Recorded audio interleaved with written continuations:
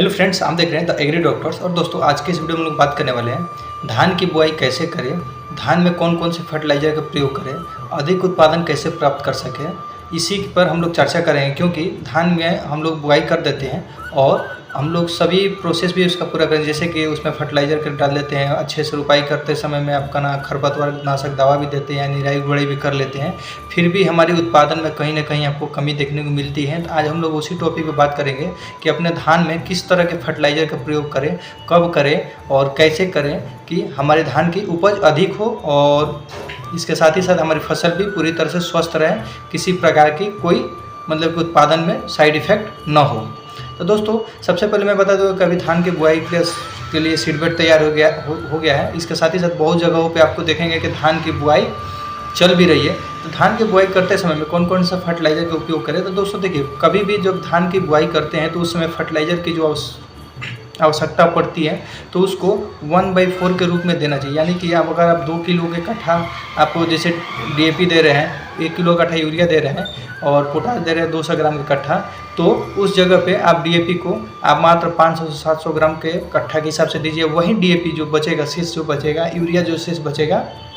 उसको आप बुआई के 30 दिनों के बाद से आप उसके दीजिए। बुआई जब हो जाएगा उसके 30 दिन के बाद आप डालेंगे तो उसका अच्छा आपको लाभ मिलेगा। आपकी इससे फ़ायदा क्या होगा कि आपके धान की हरियाली अच्छा तरह से बना रहेगा और ग्रोथ भी करेगा। जैसे होता क्या है कि दोस्तों, हम लोग जब बुआई करते हैं उसी समय में हम लोग एक ही बार बस फर्टिलाइज़र का यूज़ करते हैं, जिस समय अपना जो पौधा है पूरे तरह से भोजन को ग्रहण नहीं कर पाता, यानी कि फर्टिलाइज़र को एब्जॉर्ब नहीं कर पाता है और वो हमारी फसल में दिया हुआ सभी फर्टिलाइज़र वो नष्ट हो जाता है। थोड़ी सी मात्रा वो एब्जॉर्ब करता है और पूरे वेस्ट हो जाता है, जिससे देखेंगे कि कभी कभी कि हमारे खेतों में खरपतवारों की वृद्धि सबसे अधिक हो जाती है और धान की ग्रोथ बिल्कुल रुक जाती है। तो हम लोग इसी तरह से हमको मद्देनज़र रखते हुए हम लोग को काम करना है कि बुआई के जब भी दें तो बुआई के समय में कम फर्टिलाइज़र है, उसके बुआई के 30 दिन के बाद फर्टिलाइज़र को या खरपतवार का जो दवा जब देते हैं उस टाइम भी आप उसको दे सकते हैं।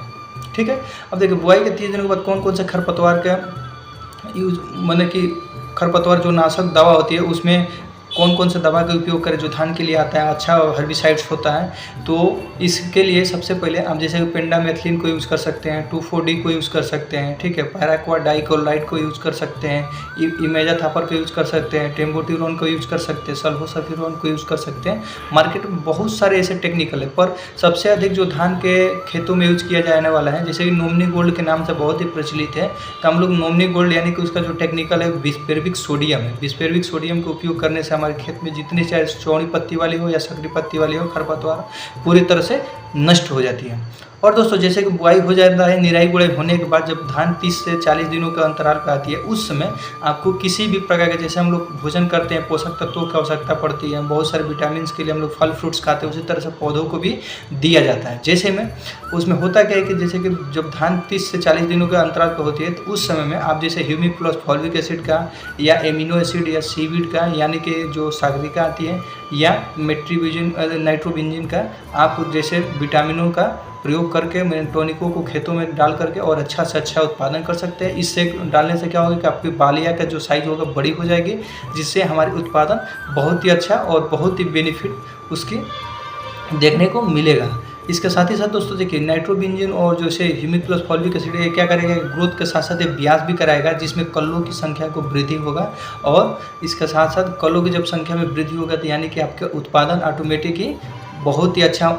आपको देखने को मिलेगा और बाली की जो साइज होगी उसमें बढ़ोतरी करे, क्योंकि जाइम है, जाइम यानी कि उसका टॉनिक है। जैसे हम लोग फल फ्रूट्स खाते हैं शरीर को स्वास्थ्य के लिए अच्छे के लिए, उसी तरह से हम लोग पौधा में देते हैं। तो दोस्तों, इसी प्रकार से आप लोग उपयोग कर सकते हैं और जिससे कि हमारी फसल भी अच्छी रहेगी और उत्पादन जैसे आपके 25 से 30 क्विंटल का उपज करते हैं, तो जो बहुत सारे लोग ऐसे केवल फर्टिलाइजर देते हैं, जाइम का या टॉनिक का प्रयोग नहीं करते, पर टॉनिक का प्रयोग धान में भी किया जाता है। जैसे गन्ना मक्का में, साग सब्जियों में करते हैं, उसी तरह से धान गेहूँ में भी किया जाता है। तो आप लोग कर सकते हैं। अगर आप लोगों को उपलब्ध नहीं है तो बहुत ही अच्छा तरह का हमारे पास टॉनिक है जो बहुत ही बेस्ट काम करने वाला है धान में, तो आप लोग कमेंट करेंगे तो आप लोगों को प्रोवाइड करा दिया जाएगा। अब देखो, अगर आप जैसे 25 से 30 क्विंटल प्रति एकड़ के अनुसार आप धान की कटाई का उत्पादन ले रहे हैं, अगर आप इस विधि से उपयोग करेंगे तो आपको कहीं ना कहीं 35 से 40 क्विंटल की उपज होनी ही होनी है। और आप एक बार उपयोग करके और इसका फ़ायदा उठाएं। जय हिंद, जय भारत।